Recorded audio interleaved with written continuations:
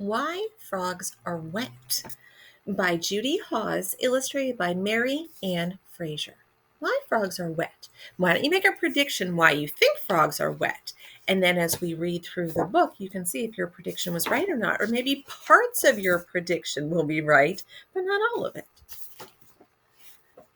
There's our title page, Why Frogs Are Wet. And another one. They have a lot of really cool illustrations. This one has our dedication.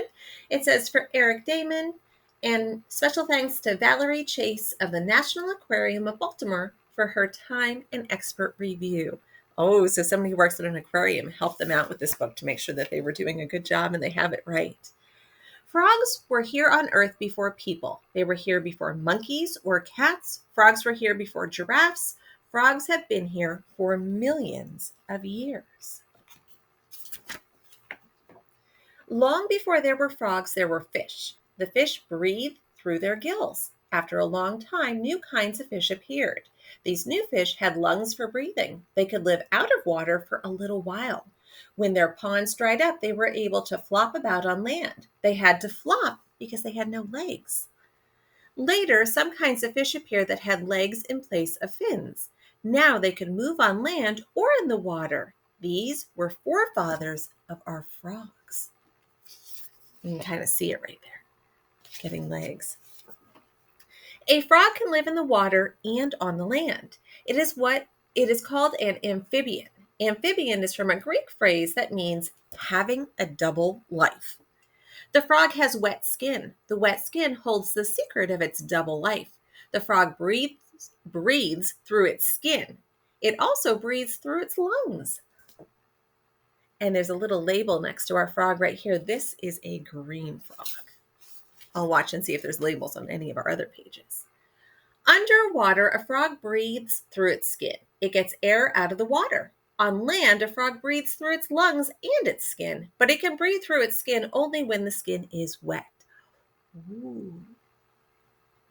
It cannot get enough air through its lungs alone. If the skin dries out, the frog cannot breathe. The frog dies.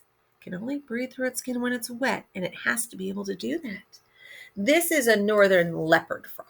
That one is labeled too. A frog's skin is always fresh. It sheds its skin often. New wet skin has already grown under the old. The frog eats the old skin. You can see this European common frog is eating that skin that it just shed. In the fall and winter, frogs dig into the mud under streams and ponds. They stay there for months and months. They hardly breathe and their hearts slow down. They hibernate. That might be a new word for some of you. As soon as frogs come out in the spring from their hibernation, they hunt for mates. This one is a carpenter frog. It has a label too. And this one over here is an eastern wood frog. Oh, two of them, eastern wood frogs. Some kinds of frogs live all their lives in water. Others live in damp woods or marshlands, but all frogs return to lakes, ponds, or puddles to mate and lay their eggs. The female frogs lay their eggs in the water. Then the male frogs fertilize the eggs. You can see that in the picture, the eggs in the water, and then the male frog fertilizes them. A clump of eggs looks like a large helping of tapioca pudding. The eggs hatch in 4 to 21 days. Frog babies just hatched are called tadpoles or pollywogs. They look and swim like fish. They breathe through gills like fish. So you can see the eggs on the one side and the pollywogs or tadpoles in the water. The gills look like fingers on either side of the tadpole's head. After a few days, the gills are covered over with skin. Then you can see hind legs growing. Next, the front legs appear. The tail is slowly taken back into the body. Lungs for breathing on land grow inside the frog. Now the little frog is an amphibian. It can live on land or in the water. So if you look at them from the eggs over, you can see as they're making the changes, growing those other things. There are more than 2,000 kinds of frogs. They are found all over the world. All of them have wet skin. Many frogs are green or brown, but there are frogs of almost every color. See this rainbow of frogs? I'm going to kind of go through and see what they are. So we'll start over here. This tiny one is an arum frog from southern Africa. This frog is ivory when the ivory swamp lilies are in bloom. The rest of the year it is brown with silvery stripes along its back. So that's that little one there. Next, we're going to look at this blue guy. This is the blue poison dart frog.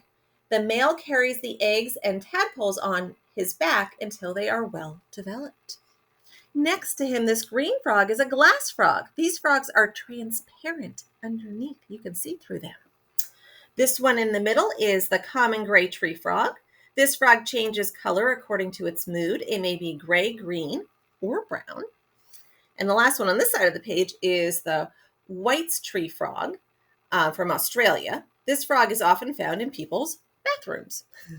Now, the other side, we have a bright green one. It's called Darwin's frog from Chile. This frog floats upside down in the water to imitate a fallen leaf. The yellow one is another poison dart frog. This one from Colombia. The other one was from somewhere else. This is the most poisonous frog in the world.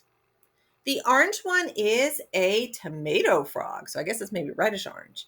The tomato frog spends most of the year in hiding, but comes out during spring rains. In Madagascar, this one with the stripes over here, this is a painted reed frog from Tanzania to South Africa.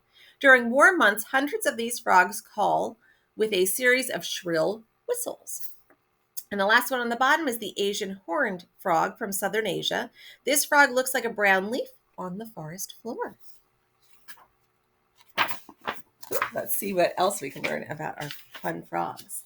There are big frogs and little frogs. A giant frog lives in Africa. It is 12 inches long, not counting its legs. The largest frog in America is the bullfrog. Its body is 6 to 8 inches long.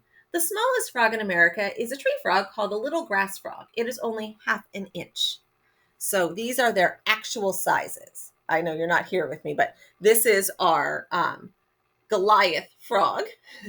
This is our bullfrog, and this is our little grass frog. So you can see the difference in their sizes. Little half-inch guy over here to the really big ones.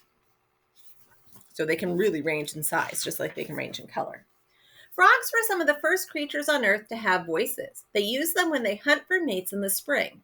When a frog sings, its throat looks like a blown-up balloon.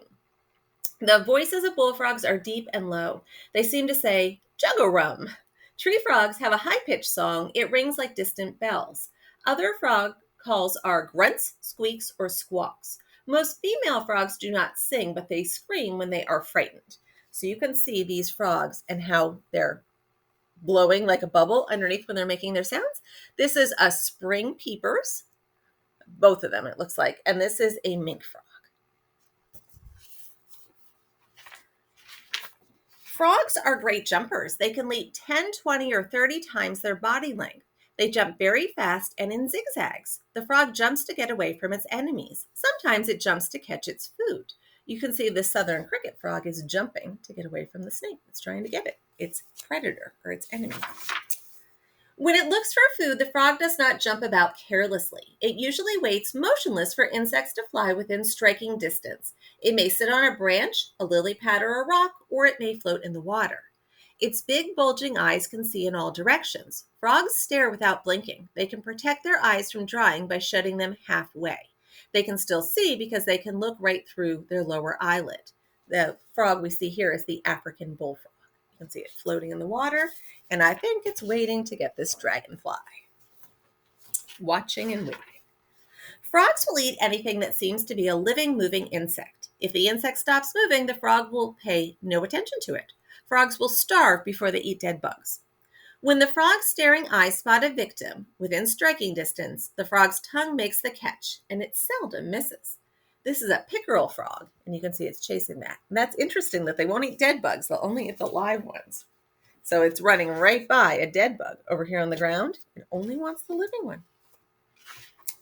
A frog's tongue is different from ours. It is attached to the front of its mouth. It folds back toward its throat. As a frog jumps for an insect, its tongue flips forward. The far end of the tongue has a sticky surface. Now, this is a red-legged frog that you can see doing this. This sticky end wraps around the insect. The insect sticks to the tongue, and the tongue swings back into the frog's mouth. The frog throws the insect down its throat. All this takes less than a tenth of a second. So it throws it down the back of its throat. Frogs catch insects that are in water, in the air, or on land. They come out to find food at twilight or on rainy and cloudy days. During the heat of the day, they hide under damp leaves or under the water. They have to keep their skin wet because they are amphibians. Never forget that frogs are amphibians. They can live in the water or on land, but only as long as their skin stays wet. That part's very important. You can find out more about frogs. I'm just going to kind of hold this up here. You could screenshot it if you wanted to do this experiment. It tells you what you need and what the directions are. That's the second page of those directions. So if you wanted to do that with a grown-up, just pause it and screenshot it, and you could follow those directions, or you can borrow or buy this book. And there's a whole bunch of lily pads and frogs. The same picture we had at the beginning, we have here at the end. And we're at our back cover. So that was why are frogs wet? Can you answer that question now? I sure hope you can. Thanks for listening.